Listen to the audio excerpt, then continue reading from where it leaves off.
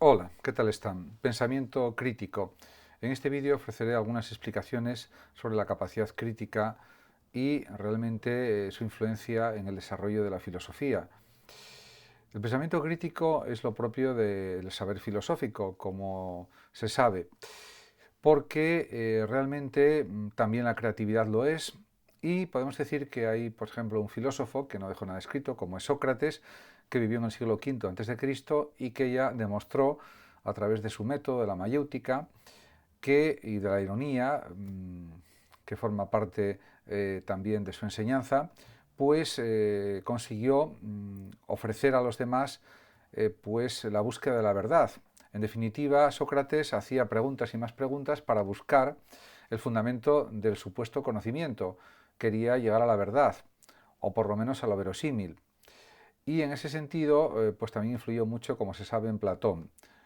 Muchos siglos después, Descartes, un filósofo francés del siglo XVII, creó el racionalismo moderno y fue también un pensador crítico porque decidió construir un saber sólido sobre la duda universal, la duda acerca de todo. Y realmente pues resolvió no creer más que lo que él estuviera seguro de que era cierto.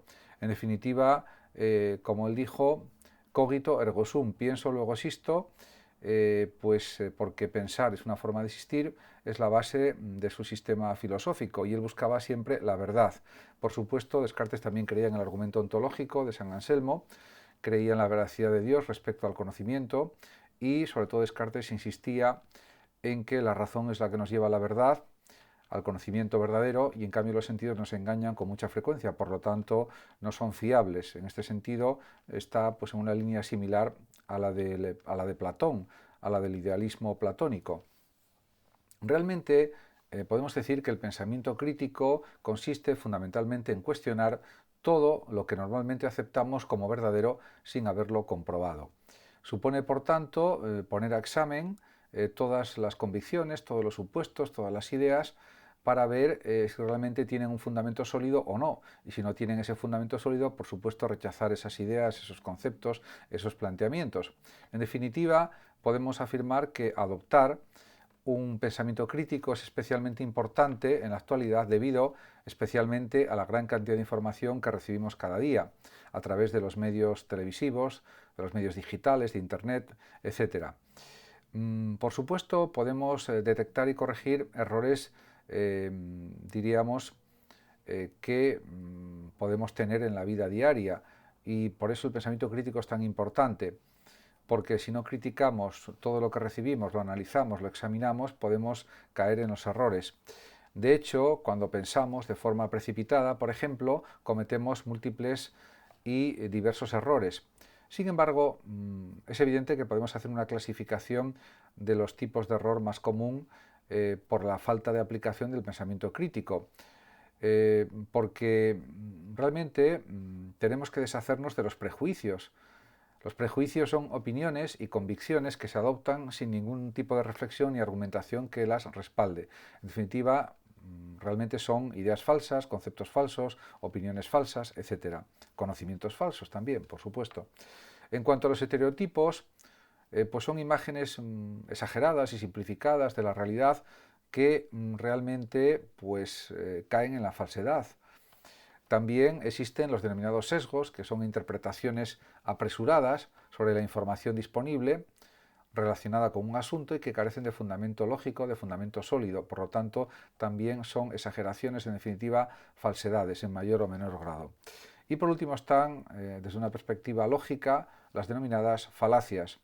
Las falacias son tipos de argumentos que aparentemente son correctos, pero que realmente, si se los analiza con detenimiento, pues lógicamente son falsos y por lo tanto no son válidos, diríamos, en nuestras argumentaciones, los conceptos falsos, las ideas falsas. En definitiva, las falacias son malas argumentaciones, argumentaciones engañosas, erróneas, en definitiva.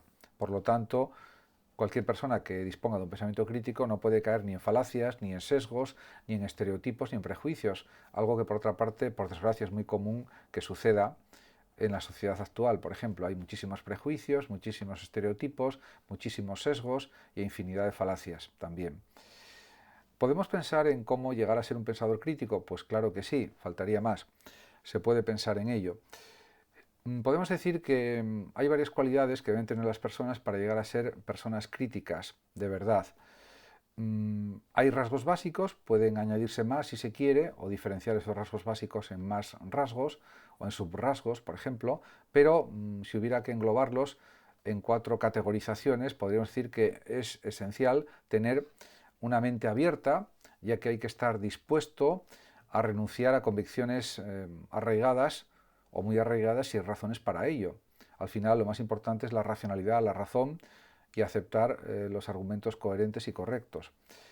También diríamos es necesario participar en debates, discutir ideas, porque de esa manera se ejercita el pensamiento crítico y el debate es una extraordinaria oportunidad para aclarar ideas, aclarar conceptos y llegar a verdades, en definitiva.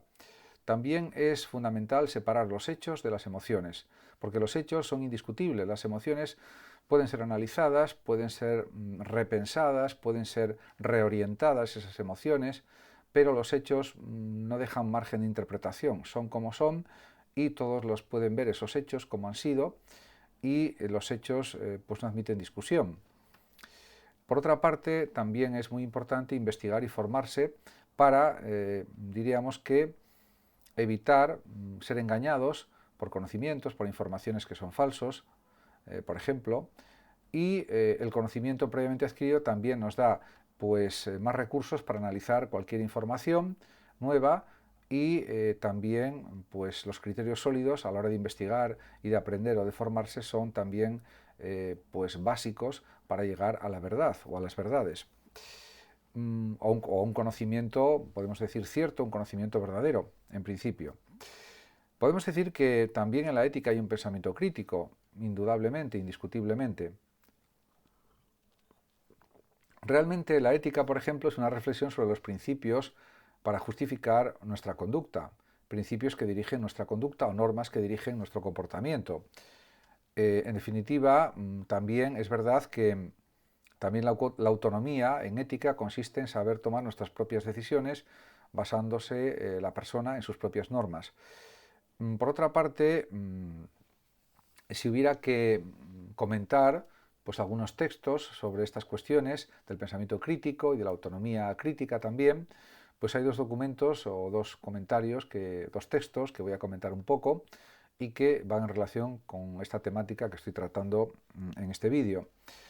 En primer lugar, voy a leer un pequeño fragmento de un texto que está en educo.org del año 2017, una adaptación del texto, que dice así: la necesidad del pensamiento crítico. Los niños y los jóvenes de hoy van a necesitar algo más que la capacidad de memoria o comprensión para desenvolverse en el futuro. Deberán ser pensadores críticos con la capacidad de asimilar información, comparar, analizar, aportar sus propias ideas y desarrollar como resultado lo que se denomina como habilidades de pensamiento superiores. Además, la autonomía intelectual, sigue diciendo el texto, será clave en su desarrollo futuro. Bajo la denominación de pensamiento crítico se agrupan una serie de habilidades que los ayudarán a tomar las decisiones correctas el resto de sus vidas. Este texto se puede comentar de distintas maneras, de distintas formas. Cuando dice el texto de que la memoria, lo memorístico, no es lo esencial en la educación del presente y del futuro, pues dice una gran verdad. Ahora bien, tampoco hay que infravalorar excesivamente la memoria, porque sin memoria tampoco podemos hablar, tampoco podemos pensar, tampoco podemos razonar y tampoco podemos entender. Otra cuestión diferente es que hay que aprender por proyectos, o se puede aprender por proyectos. También, por ejemplo, en educación secundaria, en enseñanza media, el aprendizaje por proyectos suele ser muy útil, o es muy útil, en realidad, y no tanto la enseñanza tipo magistral como la propia de la universidad, las clases magistrales, las lecciones magistrales, pues diríamos que son más difíciles de entender para los alumnos de enseñanza media, y también hay que apostar por otros tipos de formación y de enseñanza más, diríamos, más fáciles para los alumnos y que puedan entender mejor y que también puedan ejecutar sus propias destrezas a través del desarrollo de sus competencias, competencia lingüística, competencia matemática, competencia en general comunicativa, competencia escrita, etcétera, etcétera. En ese sentido, pues está claro que la memoria no es, diríamos, la única habilidad que hay que desarrollar en los alumnos, ni mucho menos. Incluso la capacidad inventiva, la capacidad creativa y la capacidad crítica, pues son incluso tan importantes como la memoria.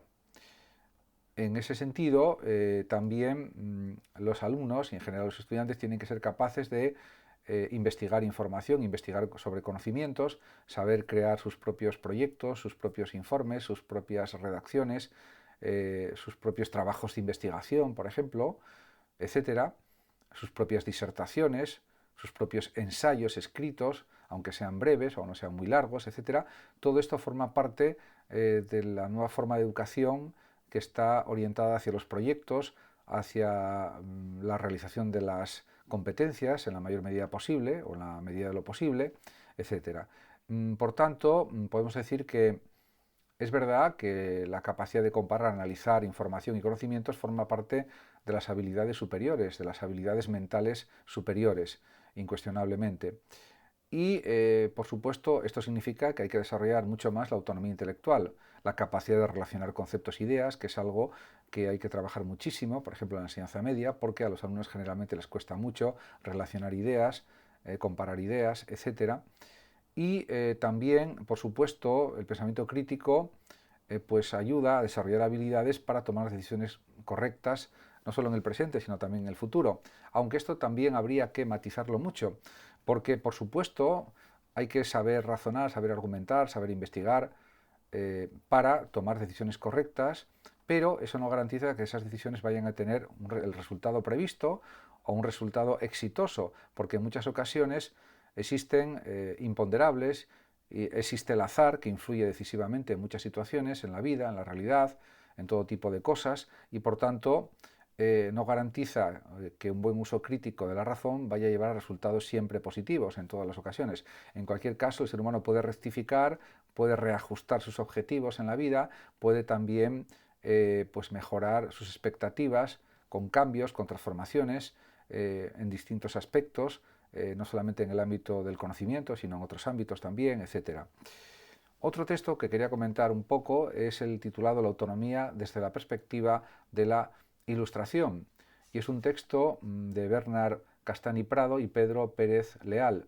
El título del texto o del libro es Refundar la Ilustración, el espíritu de la Ilustración, de Zvetan Todorov. Dice el texto: la autonomía desde la perspectiva de la Ilustración. En la base del proyecto ilustrado hallamos tres ideas fundamentales: la autonomía, el humanismo y la universalidad. La autonomía consiste en privilegiar las elecciones y las decisiones personales en detrimento de lo que nos llega impuesto por una autoridad ajena a nosotros. En efecto, luego sigue diciendo el texto, la autonomía incluye dos momentos igualmente necesarios: uno destructivo, que es la crítica o emancipación, en el que la persona busca liberarse de toda tutela impuesta desde fuera, y otro constructivo, que es la reconstrucción del sentido o de la autonomía, en el que las personas libres del antiguo yugo determinarán sus nuevas leyes y normas recurriendo a medios exclusivamente humanos. El proyecto ilustrado supone una confianza absoluta en la fuerza de la razón, de la inteligencia, de la ciencia, del saber, del conocimiento. Grandes ilustrados fueron, por ejemplo, el gran filósofo Immanuel Kant, Diderot, el gran creador de la enciclopedia, junto con otros filósofos, D'Alembert también, matemático y amigo de Diderot y colaborador en el surgimiento de la enciclopedia francesa, y por supuesto otros muchos. También podemos hablar de Voltaire, podemos hablar de Montesquieu y podemos hablar de otros muchos. En cualquier caso, en el proyecto ilustrado se busca la humanización de la vida humana y también la universalidad en el ámbito de la ética, por ejemplo, una ética universalista, o por ejemplo la ética del deber por el deber, la ética deontológica kantiana. En ese sentido, pues se apuesta por la justicia social. No en vano el lema de la Revolución Francesa es libertad, igualdad y fraternidad, que son también tres palabras que designan tres valores éticos fundamentales, como son la libertad, repito, la hermandad entre las personas y la igualdad de derechos ante la ley, y la igualdad ética también, en ese sentido. No digamos ya si hablamos de los derechos humanos, por supuesto, ya propios del siglo XX, que previamente eran los derechos naturales también, aunque en otro sentido. Podemos decir también que realmente Pues la autonomía consiste en que la persona sea suficientemente razonable, suficientemente racional para tomar decisiones propias, respetando las leyes, por supuesto, del país en el que viva y intentando desarrollar lo mejor de sí mismo. En ese sentido, también la autonomía incluye dos momentos, como dice aquí el texto: uno destructivo, que es criticar o refutar todo lo que es falso, todo lo que es erróneo o equivocado, y también liberarse de toda tutela que no sea la absolutamente necesaria, como la impuesta por las leyes. Pero, por supuesto, cada hombre es libre de una forma absoluta, siempre que respete todas las leyes, el ordenamiento legal que esté vigente en cada momento. Y por otra parte, también existe una construcción del sentido personal, del sentido de la vida, de la autonomía personal, en función de las metas que la persona quiera conseguir en su vida, o que intente conseguir, podemos decir más claramente. Y por lo tanto, aquí impera también la libertad humana en todo el sentido de la expresión. Muchas gracias a todos por su atención. Saludos como siempre a los oyentes de Radio Sofando de México y hasta siempre.